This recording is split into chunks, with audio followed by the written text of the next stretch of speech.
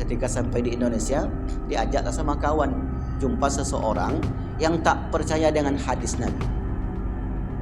Tak percaya hadis Nabi, ingkar sunnah. Ingkar sunnah itu tak percaya hadis Nabi. Pokoknya apa yang ada di Al-Quran itu saja yang kami percaya. Jadi ditelepon sama kawan saya, Andi besok kita datang ya ke Rumbai. Dia di Rumbai tinggalnya Pak.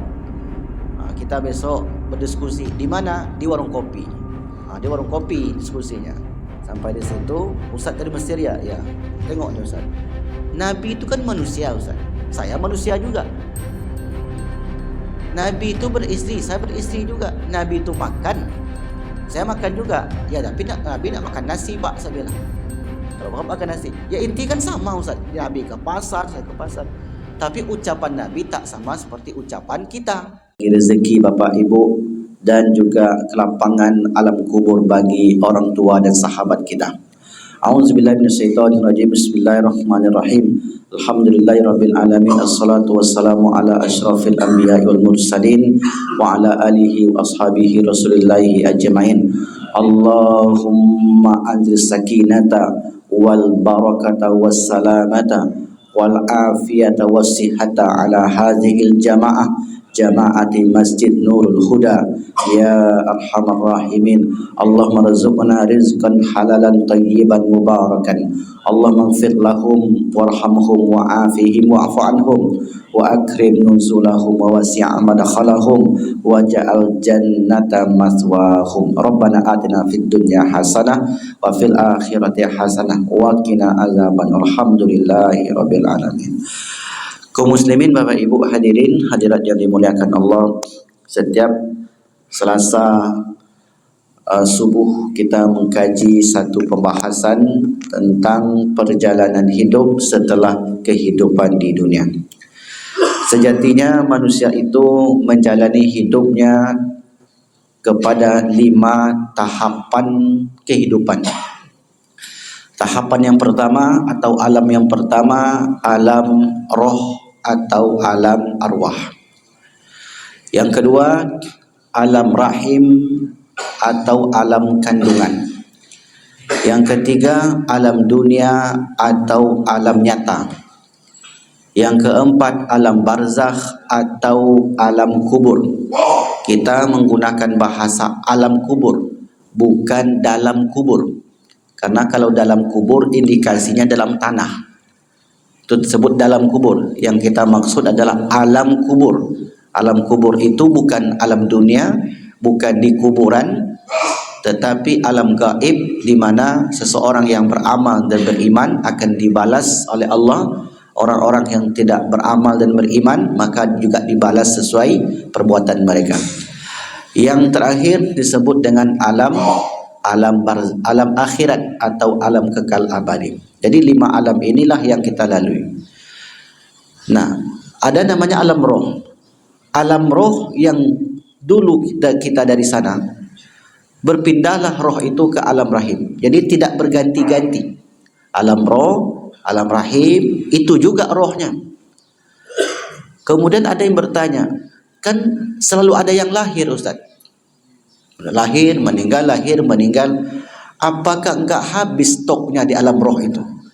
Itulah kira-kira pertanyaannya Bapak Ibu. Artinya kan selalu ada yang lahir tuh sampai kiamat. Dalam pikirannya seperti mobil mungkin yang diproduksi 2000 unit misalnya. Kalau habis produksi lagi. Apakah begitu roh itu? Tidak. Jadi jangan dibayangkan seperti produksi kerjanya manusia. Karena 50.000 tahun sebelum alam semesta diciptakan, semua itu sudah settle, sudah selesai. Perjalanan hidup kita pun sudah selesai. Lalu untuk apa kita hidup kalau sudah selesai demikian? Nah, Allah rahasiakan seperti apa akhir hidup kita. Karena Allah rahasiakan, maka apabila orang itu beramal saleh, mudah untuk beribadah, berarti Allah Subhanahu wa taala sudah menetapkan seperti itu. Dan itu juga bisa diubah dengan doa. Makanya doa itu dapat menolak bala, dapat memanjangkan umur, dapat memurahkan rezeki. Yang kita itu semua tidak tahu, berkat doa-doa kita, maka terhindarlah kita dari itu semua. Misalnya, Allah tuliskan kita di tengah perjalanan terjatuh. Misalnya nih Bapak Ibu, terjatuh. Tapi sebelum itu kita berdoa minta kepada Allah.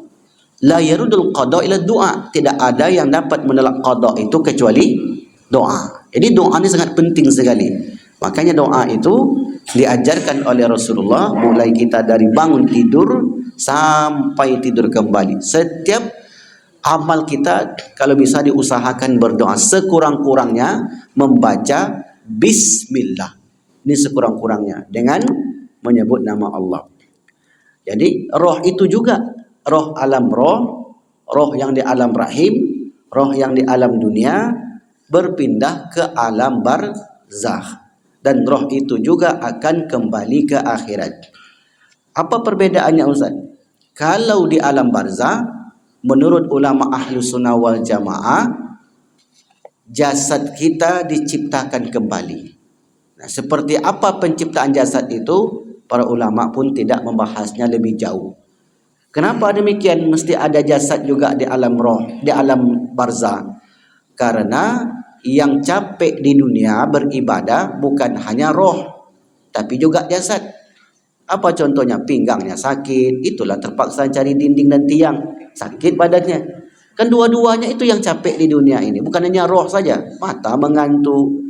Maka kata ulama ahlus sunnah wal jamaah, karena di dunia itu, karena keadilan Allah, Allah balaslah kedua-duanya.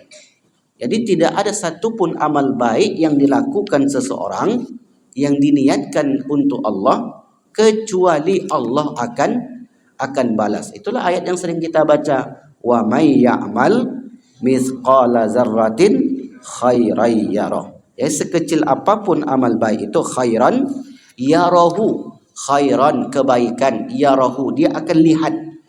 Maknanya Bapak Ibu bukan hanya sekedar lihat.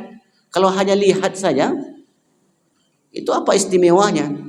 Maksudnya dilihatkan itu diberikan kepada dia. Apa yang sudah menjadi miliknya akan dikembalikan kepada orang tersebut. Baik, kita sampai pembahasan di alam akhirat.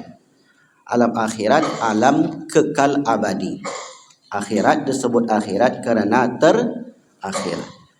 Tema kita sebelum ini tentang gambaran saat berbangkit. Gambaran ketika seseorang berbangkit. Berbangkit itu perkara mudah atau perkara sulit bagi Allah? Sangat mudah sekali. Nah, yang tidak percaya biasanya dengan hari berbangkit ini hanya orang yang tidak beriman. Karena mereka mengemukakan akal tanpa mempercayai dalil. Padahal di Al-Quran itu disebutkan, misalnya surat Qaf, surat yang ke-50. Afa'ayina bil khalqil awal. Capekkah kami, susahkah kami menciptakan kalian penciptaan yang pertama? Penciptaan yang pertama itu kita belum ada, kemudian Allah ciptakan menjadi ada. Susahkah, lemahkah Allah itu menciptakan kita pada ciptaan yang pertama? Tentu tidak. Afa'ayna bil khalqil awal bal hum fi labasim min khalqin jadid. Kata Allah, bahkan mereka itu ragu-ragu dengan penciptaan yang baru. Penciptaan yang baru itulah penciptaan fisik, bukan roh. Kalau roh itu sudah ada ketentuannya dari Allah sejak dari alam roh sampai alam akhirat nantinya. Nah, gambaran saat berbangkit. Yang pertama, kita jelaskan di minggu yang lalu, ada orang yang bangkit dari kuburnya di akhirat dalam keadaan buta. Nah, kita sebutkan mengapa buta, karena mereka mengingkari ayat-ayat dan hadis-hadis Nabi SAW. Dalam ini Bapak Ibu, indikasinya adalah aliran-aliran sesat atau kelompok-kelompok liberal, kelompok-kelompok sekuler. Kalau di masjid-masjid, di masyarakat itu tidak akan tersentuh kelompok sekuler ini. Tapi kalau sudah masuk ke lembaga pendidikan, itu luar biasa. Disitulah pendidikan kita atau anak didik kita brainwash, dicuci otak mereka bahwasanya Al-Quran itu tidak relevan. Al-Quran itu tidak bisa menjawab tantangan. Maka Al-Quran biarkan saja pada posisinya, tidak perlu kita jadikan sebagai pedoman hidup. Inilah yang dihadapi oleh mahasiswa-mahasiswi di kampus-kampus. Karena kenapa kami tahu? Kenapa kita tahu? Karena kita pernah roadshow di Jogja, bukan Jogja saja, di Jawa, masuk ke kampus-kampus. Di situ ternyata sangat subur sekali tumbuhnya pemikiran-pemikiran semacam itu. Makanya Al-Quran menyebutkan wa man a'rada an dzikri fa inna lahu ma'isyatan donka. Siapa yang berpaling dari peringatanku, meninggalkan Al-Quran, meninggalkan hadis, maka baginya kehidupan yang sempit. Kehidupan sempit ini indikasinya bukan kehidupan dunia. Karena kalau kehidupan dunia menjadi standar, tentu semestinya orang yang hidupnya lapang, mereka yang senantiasa beribadah. Semestinya begitu. Tetapi kan tidak demikian yang kita lihat kenyataannya. Bahkan mungkin orang yang tak solat, orang yang tak puasa, orang yang tak beriman, mereka bahkan semakin jauh dari Allah, semakin makmur hidupnya. Karena balasan-balasan Allah itu tidaklah di dunia ini. Di dunia ini yang kita dapat capek. Yang kita dapat kalau bapak ibu bersedekah, duit habis. Pergi umroh haji, duit habis. Itulah yang kita dapatkan. Karena itu yang kita tengok. Sebab dunia ini alamus syahadah, alam nyata. Sementara pahala itu bukanlah nyata, tidak nampak oleh mata kepala. Tapi pastikah dibalas oleh Allah? Allah nyatakan di Al-Quran, innallaha la yukhliful mi'ad. Itulah menjadi pegangan kita. Allah tidak pernah mengingkari janjinya. Nah, begitulah gambaran mereka-mereka yang menyelisihi perbuatan Allah atau perintah Allah SWT. Baik, kita masuk poin yang kedua. Yang pertama sudah kita jelaskan panjang lebar di pekan yang lalu. Ada orang yang bangkit nanti dari kuburnya dalam keadaan terinjak-injak. Kalau terinjak-injak, sementara ukuran saat itu seukuran Nabi Adam. Kalau dalam sejarah kita baca, ukuran Nabi Adam itu setinggi 70 hasta. Pastinya kita tak tahu Bapak Ibu. Ada katanya penemuan sepeda Nabi Adam. Betul atau tidak? Kalau sepeda Nabi Adam, siapa pula tukang lasnya? Kan kalau buat sepeda tentu ada besi-besi itu, siapa pula yang memanaskan besinya di situ? Entahkah itu untuk tempat wisata saja, wallahu alam. Jadi terkadang ada saja berita-berita yang membuat kita tuh tergelitik. Ini betul nggak dia? Kalau Nabi Adam bawa sepeda, kemana dia main sepeda? Adakah di situ juga Car Free Day? Bingung pula kita. Jadi aneh-anehnya terkadang. Kadang orang ini aneh Bapak Ibu. Pertanyaannya kan, Pak Ustaz, kalau Nabi Adam tuh nikah dulu, siapa pak kuahnya? Dah lain pula lah pikirannya. Kan nggak seperti itu. Jangan bayangkan seperti sekarang. Karena manusia masih sedikit. Nabi Adam dan Sayyidah Hawa. Kemudian anak-anaknya berkembang biak, jadilah seperti sekarang ini. Jadi ukuran manusia ketika berbangkit nanti seperti ukuran Nabi Adam. Kemudian wajahnya seperti Nabi Yusuf, hatinya seperti Nabi Ayub. Seperti itu digambarkan kehidupan akhirat. Nah, apakah seperti itu yang sebenarnya? Maka Nabi menyebutkan dalam hadis yang lain, kehidupan gaib itu, barzah kah, akhirat kah, surga kah, neraka kah? Kata Rasulullah, mala ainun ra'at, tidak pernah dilihat oleh mata yang hakikatnya itu. Jadi kita hanya meraba-raba. Misalnya di Al-Quran Bapak Ibu disebutkan bahwasanya di Al-Quran itu di surga nanti ada buah-buahan, kalau kita lewat di pohon itu langsung dia merunduk. Kemudian ada sungai susu, ada sungai madu. Kalau dibayangkan di dunia tak pernah terbayang seperti apa. Makanya Nabi menyebutkan mala ainun ra'at, tak pernah terlihat oleh mata. Wala udhunun sami'at, tak pernah terdengar oleh telinga yang sebenarnya itu. Kecuali kalau sudah sampai ke sana. Wala khatara ala qalbil basar, dan tak pernah terlintas di hati manusia. Ini yang sebenarnya. Adapun Al-Quran hadis menjelaskan kisi-kisi tentang kehidupan yang sangat indah itu. Nah, Ada orang yang ketika bangkit dari kuburnya, rupanya mereka terpijak-pijak, terinjak-injak. Ada beberapa riwayat. Yang pertama, penjelasan daripada Abul Hasan Al-Haythami. Yang kedua, riwayat Imam At-Tirmidzi dari Jabir.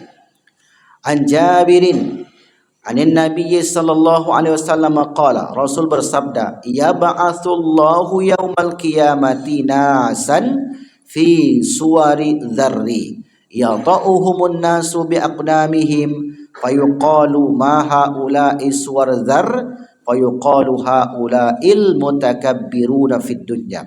Dari Jabir, dari Nabi bersabda, Allah membangkitkan manusia pada hari kiamat dalam bentuk yang sangat kecil, seperti biji-bijian saking kecilnya.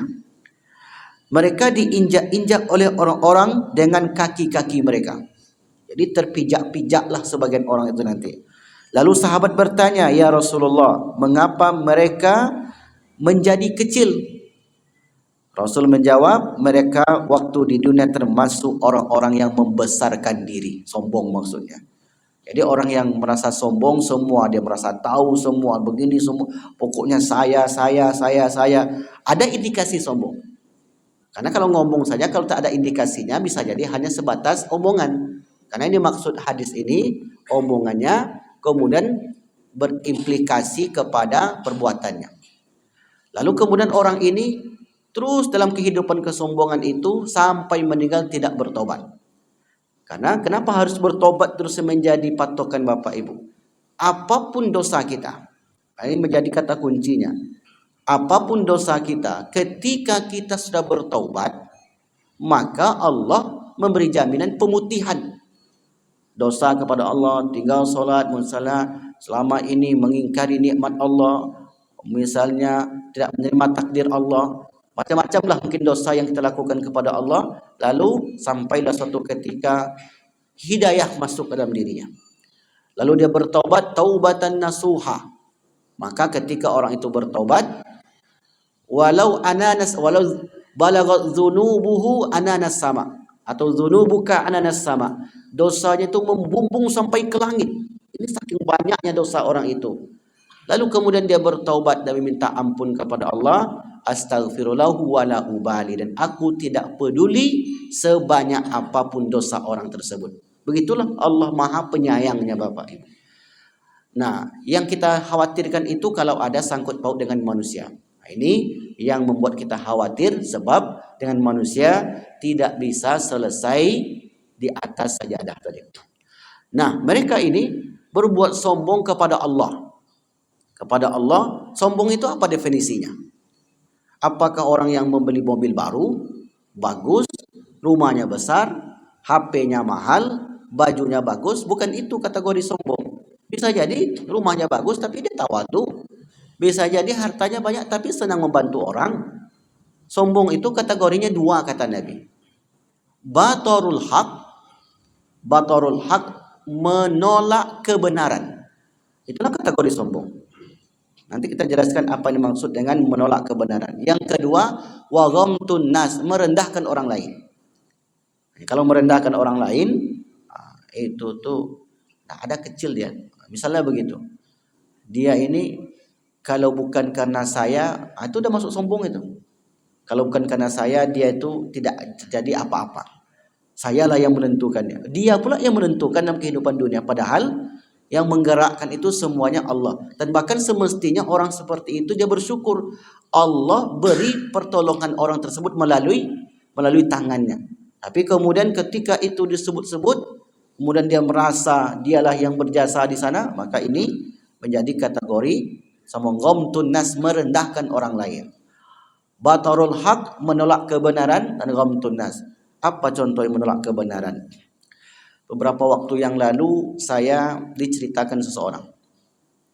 Bapak ini tidak sholat, tidak puasa, tidak zakat, rukun Islam itu tidak dikerjakan, tidak pernah dikerjakannya. Profesinya penggali kubur. Banyak juga sebenarnya yang lain, tapi pas pula cerita ini penggali kubur. Jadi kata dia, penggali kubur ini, kenapa saya nggak sholat, kenapa saya nggak puasa, kenapa saya nggak ini dan itu? Saya lihat orang yang meninggal itu baik ataupun tak baik, kuburnya sama. Ya tentu sama kuburnya, semua masuk dalam tanah. Ada yang kuburnya, kadang ada orang baik kuburnya berair, kuburnya berlumpur. Apakah itu indikasi seseorang yang kuburnya berair itu dapat azab? Tidak. Jadi tidak boleh dikatakan begitu Bapak Ibu. Oh, mak ngeri Bapak tuh, ngeri Bu tuh. Kuburnya berair. Kalau orang Sungai Pakning tentu ya, apalagi musim hujan. Orang Tambilahan tentu seperti itu. Tapi cobalah orang perbukitan. Kalaulah indikasinya kuburan yang dia tengok di dunia ini, maka yang paling enak hidupnya siapa? Fir'aun. Fir'aun itu yang paling enak hidupnya. Mustafa Kemal. Fir'aun itu Bapak Ibu di dalam gedung yang mewah, kemudian di dalam kaca terbaring, menengok Fir'aun itu $200. Betul nggak Pak? Nah, zaman saya itu segitu, $200. Kalau $1 itu 15.000, berarti 3 juta nengok Fir'aun. Pon ya. Mungkin orang tertentu mungkin dibuat harga murah. Tapi kalau ini, itulah betapa mahalnya menengok Fir'aun saja. Enak nggak hidup dia? Sudahlah dia sudah mati, kemudian menghasilkan uang lagi untuk wisata. Nah kalau itu indikasinya kuburan tadi, maka tentu yang hidupnya nikmat orang-orang yang kuburnya bagus. Akhirnya orang ini penggali kubur tadi tak mau sholat Bapak Ibu, karena saya tengok sama saja orang yang bagus amalnya kuburnya tetap di tanah, orang yang tak bagus amalnya kuburnya tetap kering. Ini kenapa bisa terjadi demikian? Dan di luar sana banyak juga orang yang bukan penggali kubur juga tak sholat, karena pikirannya seperti itu. Karena yang dipahaminya adalah di dalam kubur, bukan di alam kubur. Ini menolak, dia tolak kebenaran itu. Disampaikan ayatnya, disampaikan hadisnya, begini, semua dijelaskanlah oleh Ustaz, tetap juga tidak percaya. Karena yang ditengoknya sebagai lahat kuburan tadi. Nah itu definisi daripada batarul haq, menolak kebenaran. Dan sebenarnya banyak juga yang lain, kita ajak dia, ayolah Pak kita mengaji yuk. Ngapain mengaji? Saya ini sudah dijamin masuk surga. Ayo Pak kita membaca Al-Quran, kita sholat. Apa kata Bapak ini? Ini cerita juga dari jemaah Bapak Ibu. Apa kata dia? Ustaz, bukankah orang itu meninggal seperti kebiasaannya? Tahu dia rupanya? Ya, saya ini hobi karaoke Ustaz. Dipalas nih Bapak Ibu kejadiannya nih. Maka kalau saya hobinya happy sekarang, nanti meninggal saja juga happy kata dia. Simple begitu Bapak Ibu. Kemudian muncul pertanyaan, pernah nggak Bapak lihat orang yang seperti itu? Gak pernah kata dia. Berarti tak pernah terjadi orang yang happy jahat itu hidupnya kalau nggak bertobat ya. Akhirnya endingnya bagus, itu tak pernah kita lihat kecuali kalau sudah bertobat. Ini namanya batarul haq, menolak kebenaran. 2011 saya pulang ke Indonesia. Waktu itu terjadi revolusi di Mesir, besar-besaran seluruh negeri Mesir itu mendemo Presiden Husni Mubarak yang sudah berkuasa sejak 1982. Jadi seletingan dengan Pak Suharto. Kalau di Libya itu seletingan dengan Ammar Gaddafi. Jadi lama sekali di presiden. Akhirnya dipulangkanlah kita semua karena seluruh masyarakat Mesir itu demo. Ketika sampai di Indonesia, diajaklah sama kawan, jumpa seseorang yang tak percaya dengan hadis Nabi. Tak percaya hadis Nabi, ingkar sunnah. Ingkar sunnah itu tak percaya hadis Nabi. Pokoknya apa yang ada di Al-Quran itu saja yang kami percaya. Jadi ditelepon sama kawan saya, Andi besok kita datang ya ke Rumbai. Dia Rumbai tinggalnya Pak.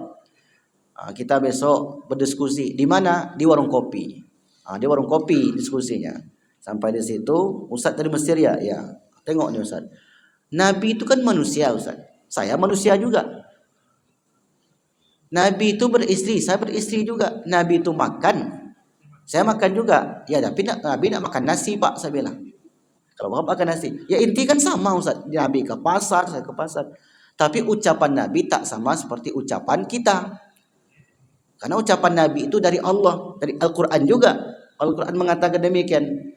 Wa ma yantiqu anil hawa in huwa illa wahyun yuha. Tak percaya dia Bapak Ibu. Jadi orang kalau sudah didoktrin tuh Pak, Apapun kita masukkan, susah untuk masuk. Entah di mana dia belajar. Kita bacakan hadis yang ayat yang lain. Wa ma atakumur rasulu fakhudhu. Apa-apa yang datang dari Rasul itu ambil. Wa ma nahakum anhu fantahu. Apa-apa yang dilarangnya tinggalkan. Ini kan perintah Allah di Al-Quran. Enggak juga percaya. Akhirnya kemudian kawan saya ini kalau bahasa kitanya, malu anak muda kan lain bahasanya. Pala aku nengoknya kata dia. Anak muda kan gitu bahasanya kadang kan. Gak ada bahasa-bahasa sopan tuh. Buatlah emosi bapak nih. Baik pak, kalau bapak tak percaya gini saja. Di Al-Quran tuh ada nggak cara menguburkan jenazah? Ada nggak pak? Nggak ada cara menguburkan jenazah. Cara memandikan jenazah ada nggak? Memperlakukan jenazah itu ada nggak di Al-Quran? Nggak ada. Itu kan di hadis dan penjelasan para ulama. Kalau nanti bapak mati kata dia, nggak disebut meninggal lagi. Kalau bapak nanti mati, kami buang saja jenazah bapak itu ke Sungai Siak. Itulah kata dia. Merah mukanya, tapi tetap juga nggak percaya. Akhirnya karena sudah jam 12 lebih, akhirnya kita pulang. Bulan Mei-nya saya berangkat lagi ke Kairo. Bulan 2013 pulang, akhir 2013 pulang. Saya tanya kawan tuh, bapak kemarin masih ada nggak? Kita mau diskusi lagi. Kata dia, bapak tuh sudah meninggal. Akhirnya meninggal dalam keadaan menolak hadis Nabi. Inilah batarul haq itu, menolak hadis Rasulullah sallallahu alaihi wasallam. Karena tak mungkin seseorang dapat memahami Al-Qur'an dengan baik kalau tidak ada tafsiran dari Nabi sallallahu alaihi wasallam. Maka tafsir itu ada namanya tafsir bil ma'sur. Kalau ibu-ibu catat, pelajar tafsir itu ada nama tafsir bil ma'sur. Tafsir menjelaskan ayat dengan ayat, ayat dengan hadis. Ada tafsir bil ra'yi, tafsir penjelasan dengan pemikiran para ulama. Ada tafsir hukum, Al-Qurtubi, tafsir ayat-ayat hukumnya. Ada juga sejarah, ada juga bahasa. Ini macam-macam tafsir itu. Nah, dari mana seseorang bisa paham? Dari hadis Nabi sallallahu alaihi wasallam. Nah, itu disebut batarul haq. Inilah indikasi daripada orang-orang yang disebut sombong. Jadi sombong itu belum tentu orang yang berpakaian bagus. Karena ini kan masuk dalam kategori pembahasan tasawuf Bapak Ibu. Misalnya dalam tasawuf itu ada orang yang ada istilah uzlah. Uzlah itu menyendiri. Apakah uzlah itu kita bertapa di gua-gua? Kan enggak seperti itu. Bisa saja orang tinggal di kota Pekanbaru, tapi dia menguzlahkan hatinya, dia jaga hatinya, itu juga termasuk orang yang uzlah. Dia enggak mesti pergi ke hutan-hutan sampai 2 minggu, sebulan, 2 bulan, 2 tahun misalnya. Tidak seperti itu. Jadi disebut batarul haq, menolak kebenaran. Orang yang sombong menolak kebenaran bukanlah bermakna dia memiliki rumah yang besar, harta yang banyak. Bahkan Allah dan Rasul itu perintahkan umat Islam untuk mencari kehidupan selayak-layaknya. Karena kalau orang itu hidup miskin, dibeli suaranya Bapak Ibu. Karena kalau miskin orang itu, kata Rasulullah, kada ayyakunal faqra kufra. Hampir-hampir saja orang fakir itu menjadi kafir. Karena orang kan kalau fakir, Pak, kalau fakir datang berikan bantuan, maka mau enggak kamu masuk agama saya? Akan dimasukkan ini, akan dibangunkan ini. Itu penyebab daripada kefakiran. Hampir-hampir saja kata Ali, orang-orang yang fakir itu menjadi kafir. Maka perintah Allah, fa iza qudiyatis shalah, selesai salat, fantashiru fil ardi, bertebaranlah di muka bumi ini untuk mencari karunia Allah. Jadi kalau ada orang Islam yang kemudian dia kaya, kemudian dia mengumpulkan hartanya untuk kehidupan dia akhirat, maka itu tidak pernah salah. Jadi jangan sampai kita doktrin, enggak usahlah, biarlah kehidupan dunia ini dikuasai oleh orang barat. Tak begitu Bapak Ibu. Nabi sampai di kota Madinah. Abdurrahman bin Auf sampai ke kota Madinah. Apa yang ditanya yang pertama sekali? Dullani ala sukin. Tunjukkan di mana pasar. Bukan Abdurrahman bin Auf yang meninggalkan hartanya di Mekah sampai di Madinah. Mana kota infak, aku mau keliling-keliling di pasar nih. Enggak ada begitu. Jadi Abdurrahman bin Auf ini punya skill dalam berdagang, dia tunjukkan pasar mana. Ini artinya pasar itu semestinya dikuasai oleh orang Islam karena perintahnya begitu. Tapi kenyataannya pasar di dunia itu tidak dikuasai oleh orang Islam karena selalu didoktrin kita ini sebaik-baik tempat adalah masjid, seburuk-buruk tempat adalah pasar. Akhirnya orang pun malas ke pasar. Malas ke pasar. Ini buruk-buruk. Jangan dibayangkan pasar Cik Puan, pasar Kodim begitu. Pasar ini maknanya perdagangan tadi. Ini sebenarnya yang harus kita luruskan Bapak Ibu, sehingga kita juga harus bersaing ini bagi yang mampu dengan orang-orang yang tidak beriman kepada Allah Subhanahu wa taala. Nah, itu batarul haq, menolak kebenaran, wa ghamtun nas, dan merendahkan orang lain. Jadi kalau orang ini kemudian bertaubat, at-taibu min dzanbi kama la dzanbalahu, orang yang bertaubat dari dosanya sama seperti tidak berdosa. Nah, dari Amr bin Shu'aib an abihi an jaddihi, dari Amr bin Shu'aib dari bapaknya, dari kakeknya, dari Nabi sallallahu alaihi wasallam berkata, yuhsyarul mutakabbiruna yaumal qiyamah, akan dibangkitkan orang-orang yang sombong tadi yang kita sebutkan kategorinya pada hari kiamat, kecil seperti biji-bijian, fi suwardi rijali yakshahumul dhullu, diliputi rasa kehinaan, min kulli makanin, dari segala sisi, fayusaquna ila sijnin, maka nanti mereka setelah selesai di padang mahsyar akan digiring ke sebuah penjara. Di neraka itu ada sebuah penjara Bapak Ibu.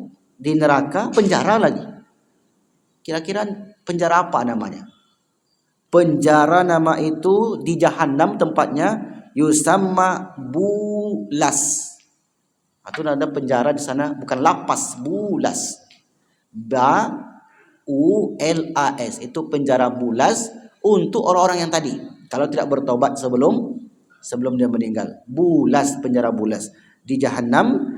Ta'luhum narul anha anyari yuskauna min usarati anharin nar ahlin nari tinatul khabal. Nah, orang yang berada di neraka itu mendapatkan azab yang luar biasa. Itu yang kedua. Baik, kita masuk yang ketiga. Ada orang yang bangkit dari kuburnya nanti ketika di mahsyar, ada yang wajahnya berseri-seri, ada yang wajahnya hitam legam, ada yang wajahnya itu terang sekali, ada yang wajahnya itu gelap. Gelap terang itu tidak ditentukan oleh warna kulit. Ini hitam berarti gelap nanti Ustaz. Ini putih berarti terang. Kalau pakai skincare dia berarti lebih putih nanti. Enggak begitu, karena yang menentukan amal. Untuk wajah yang berseri ini, itu pembahasannya nanti di ujung. Karena ada amalan-amalan, lebih kurang 10 amalan.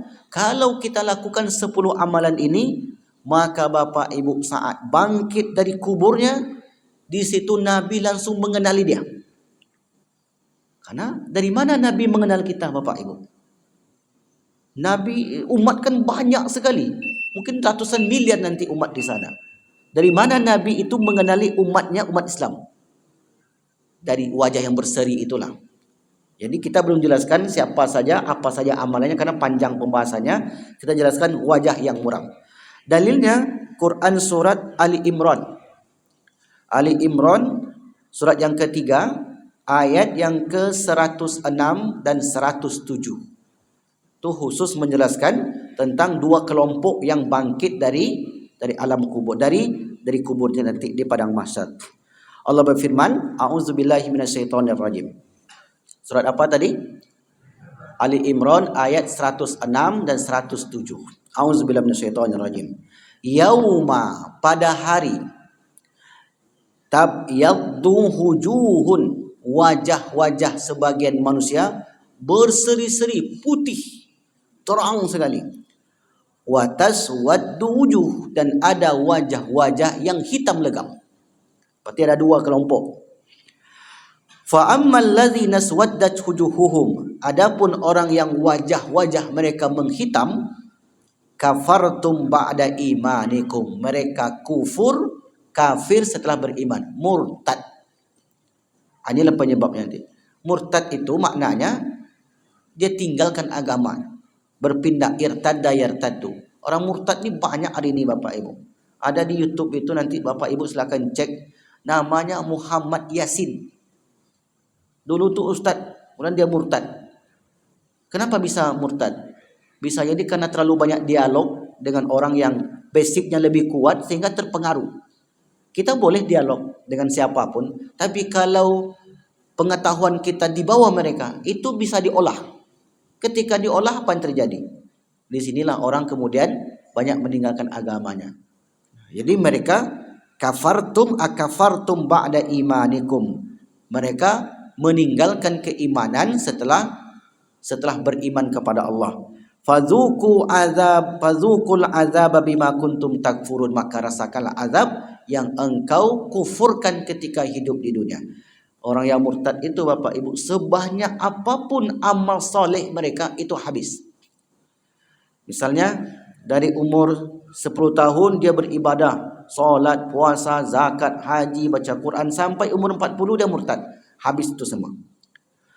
Tapi kalau dia dari umur 10 tahun sudah beramal baik, non muslim, beramal baik, bantu orang, bantu padi jompo, bantu masjid, bantu ini. Di umur 50 tahun kemudian dia beriman.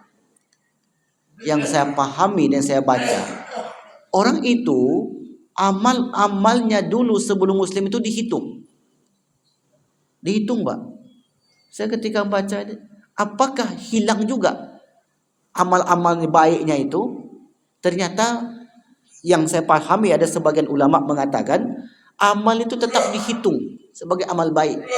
Karena ada orang ini tabiatnya sudah baik. Dia tak mau mengganggu orang, tapi suka membantu.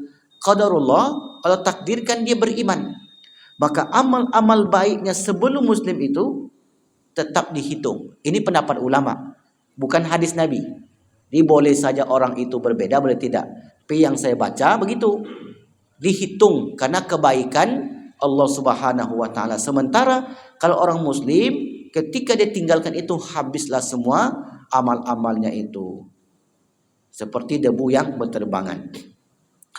Oke, itu orang-orang yang wajahnya hitam tadi karena mereka kafir kepada Allah. Wa ammal ladzina biyaddat wujuhuhum fa fi rahmatillah. Adapun orang yang wajahnya putih berseri, mereka di dalam rahmat Allah, hum fiha khalidun. Mereka kekal di dalamnya. Di sini ada kata dalam rahmat Allah. Maka rahmat Allah inilah yang kita jelaskan nanti di ujung daripada pembahasan buku ini.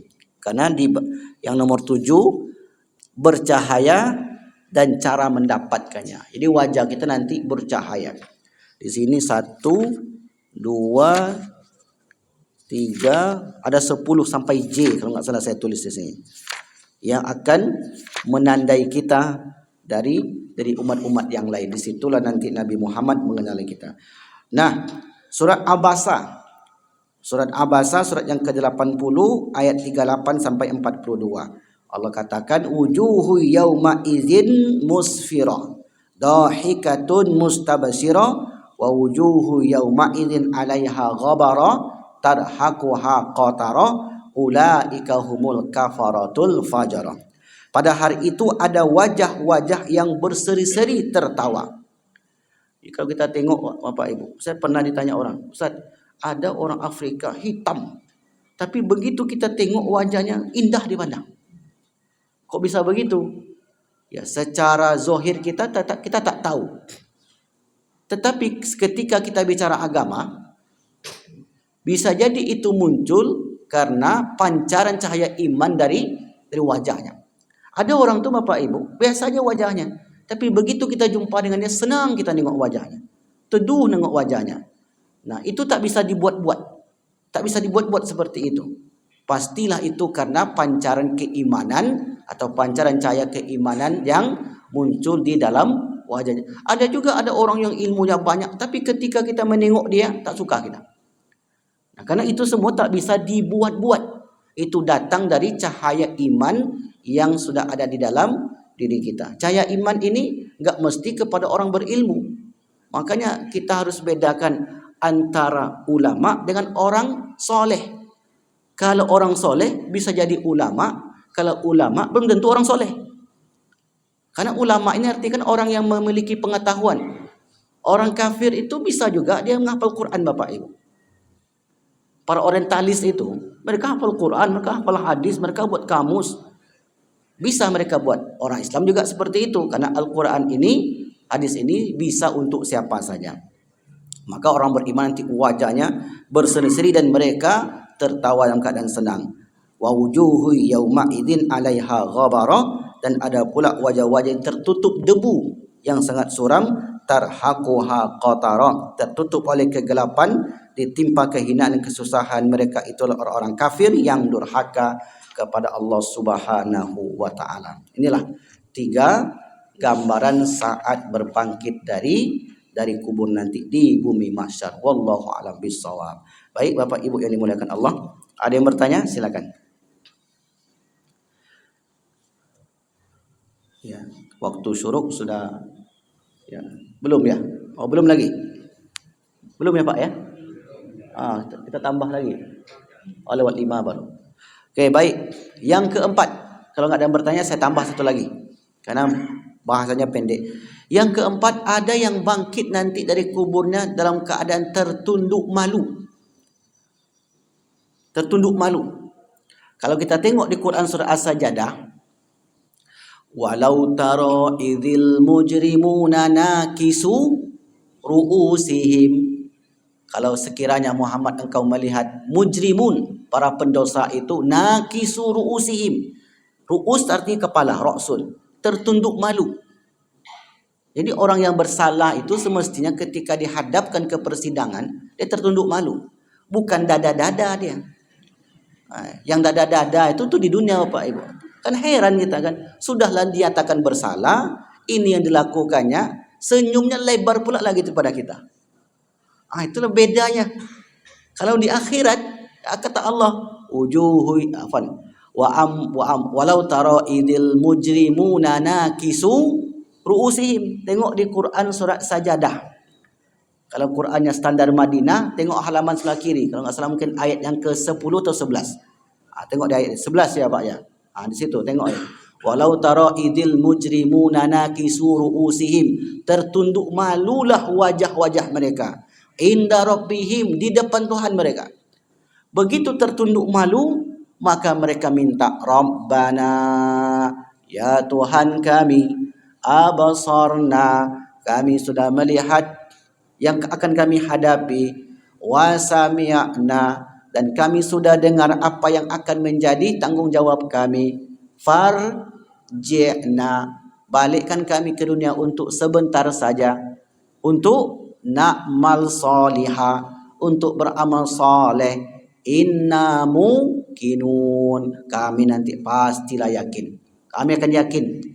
Tapi Allah jawab di ayat yang lain, walau ruddu la'adu limanuhu anhu, kalau kami balikkan kalian ke dunia sama juga, seperti itu juga kalian akan ulangi lagi. Kenapa Allah katakan demikian? Karena di dunia dia sudah dengar sebenarnya Bapak Ibu, sudah tahu salat 5 waktu, sudah tahu. Kemudian beriman kepada Allah sudah tahu. Dia tolak itu karena batarul haq tadi, menolak kebenaran tadi. Akhirnya kemudian biarlah solatnya. Saya pernah jumpa orang Bapak Ibu, bulan puasa, badan sehat, tak ada sakit sama sekali, santai aja dia bakar rukuk itu. Kalau sakit ada uzur, kalau perjalanan ada uzur. Ini tidak ada uzur sama sekali, betul-betul santai dia. Ini betul-betul menantang. Padahal dia tahu, kecuali tidak tahu. Kalau tidak tahu, misalnya orang-orang yang tinggal di pedalaman. Kalau ada orang tinggal di pedalaman suku Akit, suku Talang Mama, suku Sakai, suku Dayak, dakwah tak sampai ke sana, maka mereka itu termasuk orang-orang yang selamat karena dakwah tidak sampai. Termasuk juga orang tua Nabi, karena tidak adanya Nabi di antara 2 Nabi yang diutus. Mereka ini disebut Ahlul Fatrah, orang yang hidup di antara 2 Nabi. Mereka dijamin oleh Allah keselamatannya di akhirat nanti. Nah, kalau seperti itu. Atau orang yang selamat itu orang gila. Karena orang gila tidak dihitung hidupnya itu sebagai dosa. Kalau orang gila itu Bapak Ibu, atau orang yang keterbelakangan mental dari kecil sampai meninggal, itu penghuni surga. Karena mereka tak ada dosa. Jadi kalau mau selamat, jadi orang gila lah. Nah, itu selamat. Karena rufi'atil qalamu anis salasah, pena itu diangkat dari 3 keadaan. Orang tidur sampai bangun. Kalau ada orang tidur, tiba-tiba dia berdiri, bawa pisau, bunuh orang. Nah, itu tak berdosa tuh. Yang kedua, anak kecil sampai balik, itu penghuni surga. Orang gila sampai sadar. 3 ini tidak berdosa ketika hidup di dunia. Jadi itulah yang disebutkan oleh Rasulullah sallallahu alaihi wasallam. Jadi yang keempat ini adalah ada orang yang tertunduk malu ketika dibacakan vonis. Dibacakanlah perkara-perkaranya. 1, kan hari pemeriksaan nanti. 2, 3, tertunduk malu dia. Makanya ketika berbangkit dia mulai tertunduk malu sampai nanti dibawa ke yaumul mizan, hari perhitungan ataupun hari pertimbangan. Yaumul mizan, pertimbangan, yaumul hisab, hari perhitungan. Inilah yang keempat yang diceritakan oleh Allah Subhanahu wa taala. Tadi surat Sajadah ayat 13. Ayat 13. Surat yang ke-32 ayat ke-13. Saya tulis. Baik, mungkin itu yang dapat saya sampaikan pada pagi ini. Berikutnya akan kita jelaskan wajah-wajah yang berseri-seri tadi. Apa saja amalannya? Kalau saya tengok dari bab-bab yang saya tulis, bab pertama jamaah kita dah masuk semua. Bab kedua dah masuk. Bab ketiga masuk. Bab keempat masuk. Bab kelima masuk. Bab keenam masuk. Bab ketujuh masuk. Bab 8 masuk. 9 semuanya masuk. Ke 10-nya lah Bapak Ibu. Jadi kalau di list yang pertama kita termasuk nak kelompok itu. Ya. Yang kedua ya. Tinggal istiqomahnya lagi. Kalau istiqomah kita yang 10 ini, maka selesailah sudah. Wajah kita nanti akan berseri-seri saat bertemu dengan Rasulullah sallallahu alaihi wasallam. Apa saja yang 10 itu Ustaz? Tunggu minggu depan.